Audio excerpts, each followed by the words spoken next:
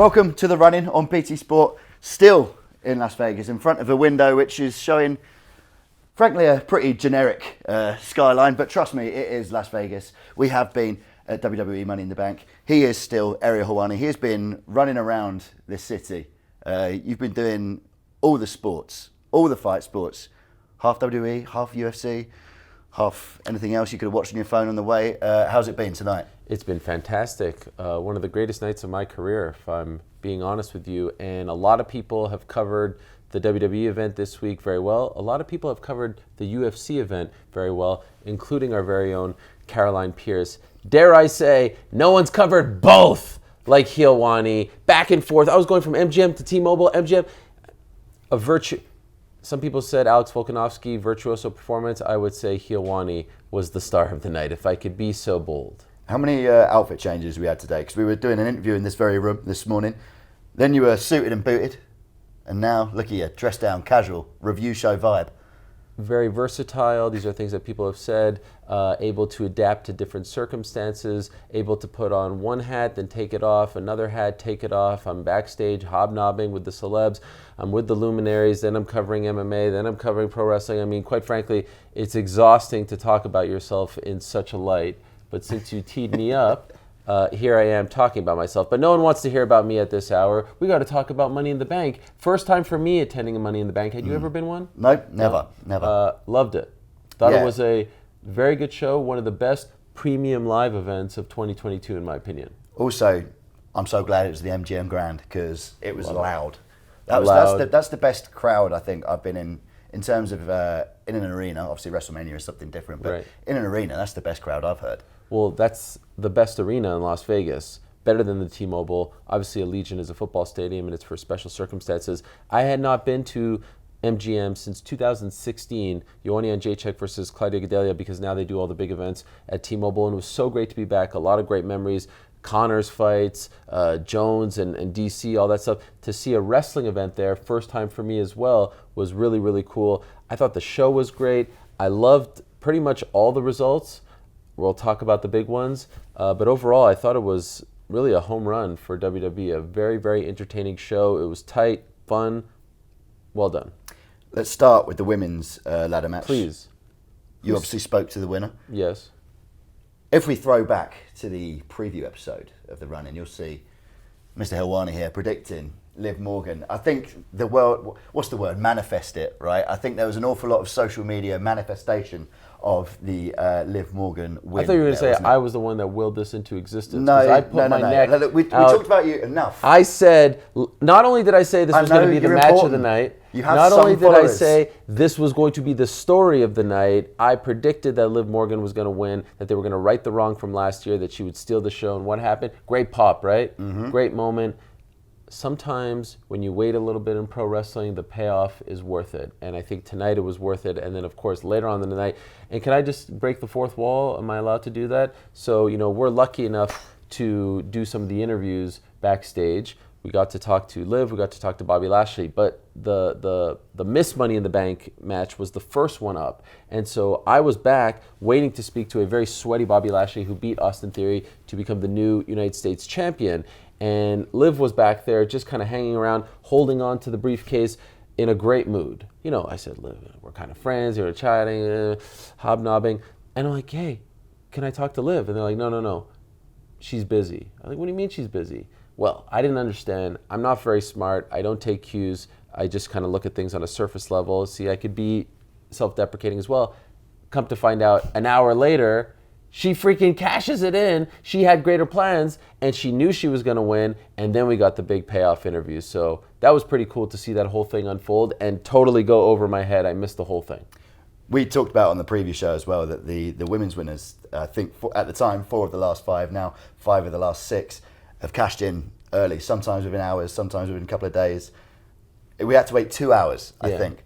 And it's funny because we have our social media guys here. They were in the arena with us and they were typing away because they've got to make all the graphics for every possible result. We don't know what's going to happen. So they've got to get all the graphics ready for what they're going to post. And I see her come up and do that interview and she goes... After she won. After she won. The briefcase, the interview match, on the Titantron, not yours. Yeah. Unfortunately, that hadn't surfaced yet. Yeah. The world wasn't that lucky yet. Yeah. And and she says, "Oh, you know, for tonight, I'm just celebrating." And I turn to our social guy Sam, and I go, "Oh my God, make the graphic! She's cashing in." And I actually thought it was going to be the next match because it was Bianca versus Carmella next. Oh, right. And I thought it was going to be that one because I thought, right, they're going for it straight away. But it was obviously Natty and Ronda later in the night. But it was great, and it was so. Sometimes in WWE and in wrestling, you finally get the thing you want, and it's like it's the thing that keeps you coming back, isn't it? Because the stories are better when they're long, like you said, when there's the payoff. And Liv, with that story last year of her not having the moment and the kind of symmetry of the you deserve it moment last year where she was just in the match, and this year where she won it and then won the title and had that moment with the belt in front of everyone, it was kind of what keeps you coming back, because you hope those moments happen.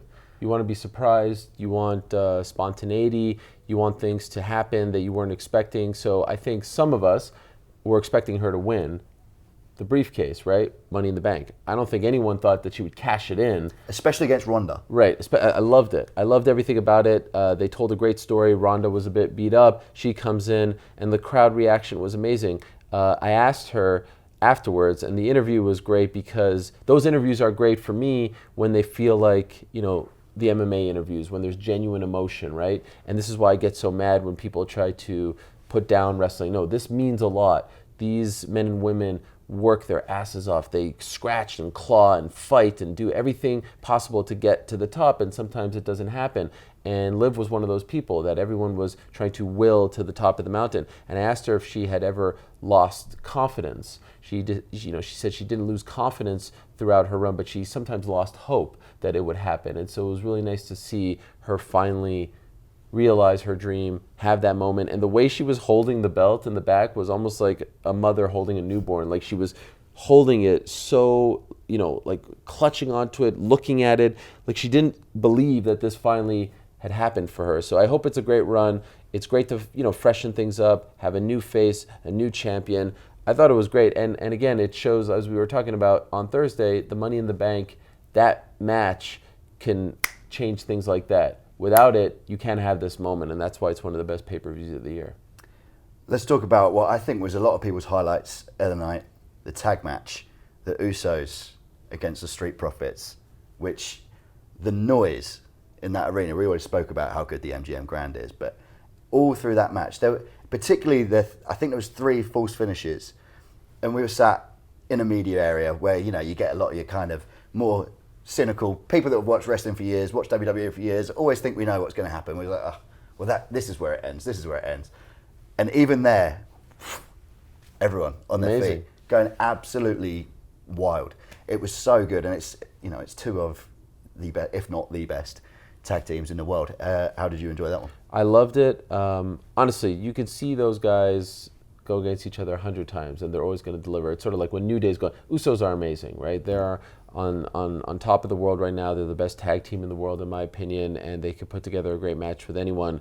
I do feel like we are reaching the end of the Street Profits run. I do feel like that should happen sooner rather than later. I feel like they both need a freshening up. It feels like Montez Ford is on the verge of superstardom. They could use some fresh blood in terms of singles wrestling, you know, especially for the men. So you're watching it and you're appreciating it, but you're also wondering, is this the last of their great matches, at least for now? Maybe they'll come back together. They always do, right? So at least I was thinking that when I was watching it. And if that's one of their last great premium live events matches for a while, pretty damn good way to go out. Now, again, I don't know anything. I'm not reporting anything here. But would you not agree? Like, it feels like it's time, right? I think that's the story they were telling on commentary a little bit as well. But you mentioned Montez Ford. I think he always gets mentioned as he's so eye-catching in his brilliance, and he's so charismatic, and he's excellent on the mic. And I think throughout the timeline of the Street Profits, he's been the one that has probably taken the bulk of the praise. Yeah. Tonight, I think we saw just how good Angelo Dawkins was as well, and how much better he has been getting. And he did what I would describe as the perfect hot tag. A moment coming in, cleaning house, everyone went absolutely crazy. And I think, I don't even know how to describe what the move was, but it was kind of like he did what was, you know, like a NFL barge. Yeah. Uso goes flying into a neck breaker. It was just so intuitive and new and original. Great. And I thought, that's the one that hasn't been getting spoken about all the time, and here he is proving that if they do go their separate ways, he's one that you need to talk about as well. And I think he's been trended as well on social media since the event finished. People are talking about Angelo Dawkins and thinking, right, look, these guys are both all right, because he's got so much better. He's improved so much. Earlier today, we started the day speaking to the great Natalia Neidhart, and we were talking to her about her late father, Jim the Anvil Neidhart, and of course her uncle, Bret Hart, who celebrated his birthday today. I think they're the greatest tag team of all time. And if you recall, when they went their separate ways, Bret became a megastar, and Anvil kind of floundered a little bit. You know, he was fine, but he never had the success that Bret did. And if I can compare them to the Street Profits, I think a lot of people would suspect that Montez would be the Bret of the situation, and Angelo would just kind of be a guy there, but not really take the next step. And maybe we were all wrong, and we're about to find out, probably. Angelo, to me, really needs a freshening up. Montez is just gonna, like, the moment he becomes a single star, like, he is going to be a star. Like, it's there, we know it there. But, you know, maybe get him out of his same old costume, maybe lose the red cup. Shout out to the red cups right over here, you know. But for the most part, I feel like he is an incredible talent who doesn't get the respect that he deserves, who is great on the mic as well. We did a thing with them back in April, very entertaining, very well spoken. I really think it's time, and I'd love to see what they can do. Sort of like when New Day kind of went on their own. Like, these guys have put in the time together as a team. Now let's see what they could do as single stars. Cheers to the Street Profits. Yes, cheers to the Street Profits. Go on the boys. Let's talk. You do a cheers and you don't drink? I'm very hydrated. Is that the British way of doing things? Like, what's the point of the cheers if you're not going to drink? It's all show. All right. I just wanted to flex the red cups. They cost almost $1. It was a nice touch. Let's talk about Theory. Yes, what a night for him. Big one, Mr. Money in the Bank. Yeah, what a night for it. Loses the match to Bobby Lashley. A great match, by the way. Bobby Lashley now US champion, and this kind of like recent chapter of his career goes on being brilliant. He's completely reinvented himself in the eyes of the fans and reinvented his reputation. But Theory, it was his night, and just a ludicrous match to finish the evening. So many mad spots, and Drew McIntyre and Sheamus doing some of the most physical stuff you've ever seen, almost just being an enormous man, just insanely enormous man, and especially in that tight arena, he comes out 7'4", and we were looking at him and think, just imagine if you put like a normal sized person in that ring when it was like Drew, Sheamus, Omar, Seth, who's quietly going about being 6'3". It was so well put together. There were so many great moments.